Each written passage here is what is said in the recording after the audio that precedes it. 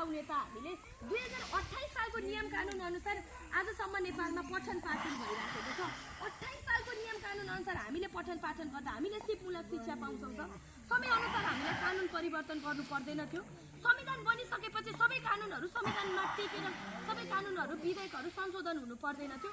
10 वर्ष बितिसक्यो, संविधान अनुसारका खोइ त नियम कानुनहरू बनाएको। 2 पटकसम्म सदन बसिसकेछ, खोइ त उसले काम गरेको। त्यो काम गरेन भनेर जेनजी पुस्ताहरू सडकमा उक्लिएका थिए। मैले पनि यही माग सदनबाट राख्दै गर्दाखेरि म जेनजी पुस्ताको प्रतिनिधित्व गर्दै हाम्रा मागहरू यस्ता छन् भनेर राख्दै गर्दाखेरि त्यो सदनले खोइ त हाम्रा कुराहरू सुनेको। सदन त कस्तो बनाइएको छ भने हुन त हामीले सांसद बनाएर पठाउँछौँ, हाम्रो क्षेत्रको विकास गर्छ, हाम्रा आवाजहरू बोल्छन् भनेर पठाउँछौँ।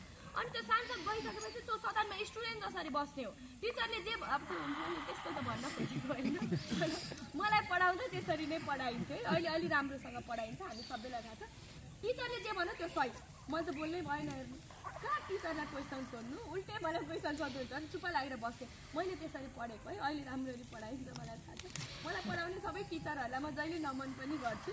धेरै कुराहरू सिकाउनु भएको छ, धेरै सिक्ने अवसर पाएको छु उहाँहरूबाट। तर त्यो हिसाबको सदन छ क्या। हाम्रा त जनताका मुद्दाहरू त त्यो सदनमा उठाइयो भने सुन्छ कसले? त्यहाँ सरकार हुँदैन, शून्य सहभागिता हुन्छ सरकार। सरकारको नाममा एकजना मन्त्री आएर बस्नुहुन्छ, उहाँ निदाउनुहुन्छ, कहिले कता खाजा खान जानुहुन्छ, कहिले के गर्न जानुहुन्छ। यहाँले कतिले देख्नु भएकोले मन्त्री नभएर ढ्याप गरेर कतिचोटि मै उठेको छु। कहिले त्यो मन्त्री निस्किन्छ म ढ्याप गरौँ भनेर नै बस्छु, किनकि मलाई मन्त्रीले त सुन्नु पऱ्यो नि त त्यो जनप्रतिनिधिहरूको कुरा त होइन त।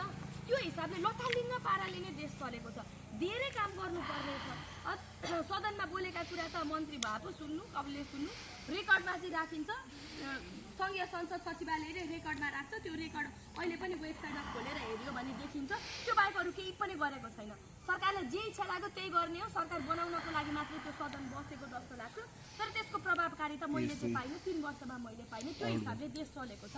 अनि हामीले विकासको ढोका ढकढकाएर कसरी सम्भव हुन्छ, कसरी विकास हुन्छ त? हामीले पठाएका नेताहरू कोही पनि सिरियस भएर त्यो सदनमा जानुभएको छ जस्तो मलाई लागेन। सदनमा त्यो सिरियस भएर गएको भए हामी जानुभन्दा अगाडि कस्तो थियो सदन र हामी गइसकेपछि अलिकति सुधार गरेर कस्तो बनायो पनि म भन्छु। सदनमा नयाँ नियम कानुन बनाउने हो। हामी सबैलाई थाहा छ कानुन त आज बनाइयो भोलि फेरि फेर्छु भनेर हुँदैन। एउटा कानुन बनाइसकेपछि कम्तीमा पनि 10 वर्ष टिक्ने खालको कानुन बनाउनु पर्छ। 10 वर्ष परिमार्जन गर्न नपर्ने खालको कानुन बनाउनु पर्छ भनेर जाने हो। पहिलो अधिवेशनमा एउटा क्लास हुन्छ, क्लास जस्तै हुन्छ। अनि त्यो अधिवेशन त्यो बैठकको अन्तिममा भनिन्छ क्या अर्को पटकको बैठक कहिले बस्ने भनेर भन्ने गरिन्थ्यो क्या हामी जाँदाखेरि।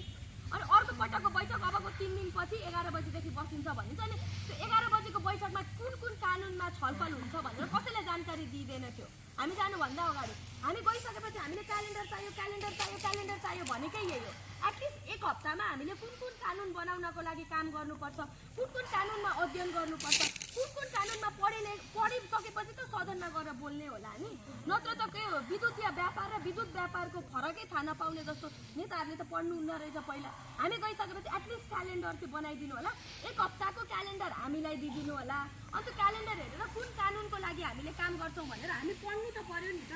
नयाँ कानुन बनाउनु अगाडि अध्ययन त गर्नुपर्छ भन्ने हिसाबले हामीले आवाज उठाउँदा बल्ल बल्ल क्यालेन्डरको व्यवस्था गर्ने गरिएको थियो। त्योभन्दा अगाडि त कुनै पनि सांसदलाई के थाहा हुँदैन थियो भने आज कुन कानुनमा हामी छलफल गर्दैछौँ भन्ने कुरा पनि थाहा हुँदैन थियो। यो हिसाबले सदन चलेको छ, यो हिसाबले सरकार बनेको छ। हामीले मन्त्री बनाएका कस्ता छौँ हामी सबैलाई थाहा छ होला। मन्त्री योग्य भएर मन्त्री कसैलाई बनाइएको छैन नि। हामी